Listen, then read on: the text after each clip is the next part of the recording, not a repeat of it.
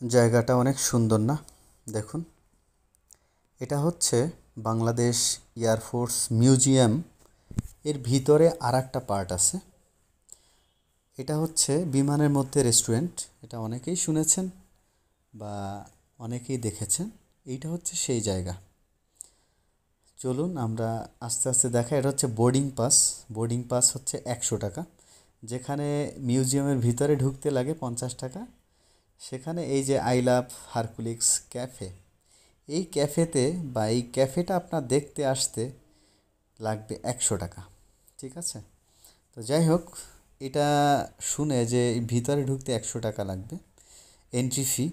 আর যদি আপনি ক্যাফেতে অন্যান্য কিছু খাওয়া দাওয়া করেন, সেটার ফি তো আছেই। এখানে একটা দুধ চা খাবেন 120 টাকা। যাই হোক, টাকা ফ্যাক্ট না, বাট আপনার ভিতরের যে মোমেন্টটা ক্রিয়েট করেছে বা এত সুন্দর একটা বিমান, হ্যাঁ, এত বিগ সাইজের একটা বিমান এখানে বসিয়ে রেখেছে, এটাও একটা ফ্যাক্ট। এখন ভিতরে এন্ট্রি নিব, যেহেতু 100 টাকা দিয়ে টিকিট কেটে ভিতরে ঢুকলাম, তো ভিতরে কি আছে দেখার জন্য এক্সাইটেড। চলুন আপনারাও দেখবেন।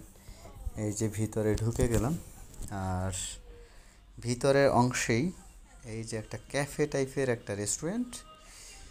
হ্যাঁ, এখানে দুজন আপু বসেছিল, কোনো কাস্টমার ছিল না। শুধুমাত্র আমরাই কাস্টমার। তো যাই হোক, ভিতরে চলে এসেছি। আমি একটু বসে রেস্ট নিব, যার কারণে বসে পড়লাম। যাই হোক, এরপরে আপনাদের নিয়ে যাব, এটা হচ্ছে বিমানের ফ্রন্ট থেকে, মানে একবারে ক্যাপ্টেন যেখানে বসে সেইখান থেকে একটা ভিউ। দেখেন কি কেমন দেখা যায়। যাই হোক, এটা উঁচু দেখে মোটামুটি একটা ভিউ ভালো পাওয়া যাচ্ছে। একটু পরে আমি ক্যাপ্টেন হয়ে যাব, কিন্তু বিমান নিয়ে উড়ানোর চেষ্টা করব, কিন্তু বিমান তো উড়বে না। যেহেতু আমি পাইলট না, তাই বিমান উড়বে না। একটু পাইলটের পোস্ট নিচ্ছিলাম যে ওনারা কিভাবে চালায়।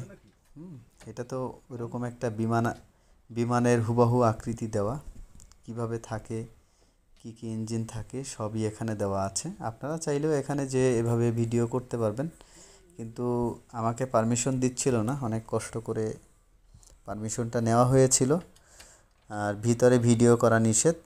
যাই হোক, আমি সুযোগ বুঝে সব কিছুই ভিডিও করে নিয়ে এসেছি। এখানে বসে একটু অন্যরকম ফিল। আর যখন আকাশে ফ্লাই করবে, তখন তো ফিলটা অন্যরকম থাকবে। এই যে ভিতরে রেস্টুরেন্টের সাইডটা, এখানে হচ্ছে যারা হচ্ছে নৌবাহিনীর বা ওনাদের জন্য এটা রিজার্ভ রাখা। এখানে আপনারা সাধারণ লোক বা আমরা সাধারণ লোক বসতে পারবো না, অলওয়েজ এখানে রিজার্ভ দেওয়াই থাকে। তো এটা হচ্ছে দেখেন, শুরুর থেকে ভিতরের যে একটা লং ভিউ আমি আপনাদের দেখানোর চেষ্টা করলাম। আর এখন বের হয়ে যাব, যেহেতু এখানে খাবারের প্রচুর দাম ছিল, আর এখানে তেমন কোনো কাস্টমারই ছিল না। তো বুঝতেই পারছেন দামটা কেমন বা কোয়ালিটি কেমন হবে। এই যে নেমে চলে আসলাম। যাই হোক, তারপরে একটু ঘোরাফেরা আর আপনাদের চারপাশে মোমেন্টটা একটু দেখানোর চেষ্টা করি। ভিতরটা সুন্দর করে সাজিয়েছে। আর যেহেতু 100 টাকা এন্ট্রি ফি, আমার মনে হয় আরও কিছু ভিতরে রাখলে ভালো হতো। হ্যাঁ, কারণ শুধু বিমানের ভিতরে ক্যাফে ইয়াটা ছাড়া আর কিছুই নাই। আর এইটা যে দেখেন, এখানে আরেকটা আমরা নেটের জাল পেলাম, যেটা দোলনা। আমি আর আমার মেয়ে একটু দোল খাচ্ছিলাম। কি আর করার, যেহেতু 100 টাকা দিয়ে ঢুকেছি, হ্যাঁ, টাকা উসুল করতে হবে। দোলনায় চলছিলাম, একটু স্বস্তি লাগতেছিল সারাদিন হাঁটার পরে।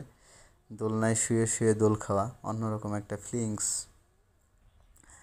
এরপরে লাস্ট অফ অল এই জায়গাটা আমার খুবই ভালো লেগেছে। হ্যাঁ, ফিল্মি টাইপের একটু ভাব আছে। একটু বসে ভিডিও করে নিলাম।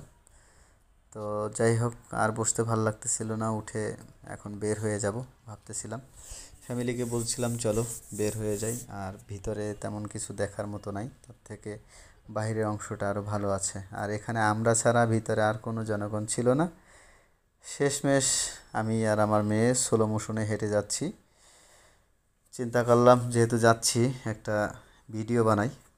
হ্যাঁ, রাস্তাটা সুন্দর, অনেক বড় লং টাইপের রাস্তা। তো স্লো মোশনে আমরা হেঁটে বের হয়ে যাচ্ছি। সো ভিতরে আসলে ঢুকলে রেস্টুরেন্ট দেখা ছাড়া আর হচ্ছে ক্যাপ্টেনের সিটে বসে ছবি তোলা ভিডিও করা ছাড়া আমার মনে হয় না যে আর অন্য কিছু আছে। খাবারের কথা বাদই দিলাম, যাই হোক ওই পাশের থেকে এই পাশটা একটু নিট অ্যান্ড ক্লিন ছিল, এটাই মজা। আর আপনারা যদি ফ্যামিলি নিয়ে যান, ভিতরে ঢুকলে আপনারা ছাড়া হয়তো কেউ থাকবে না, এটাই আর একটা শান্তি। সবাই ভালো থাকবেন, আল্লাহ হাফেজ, টাটা, বাই বাই।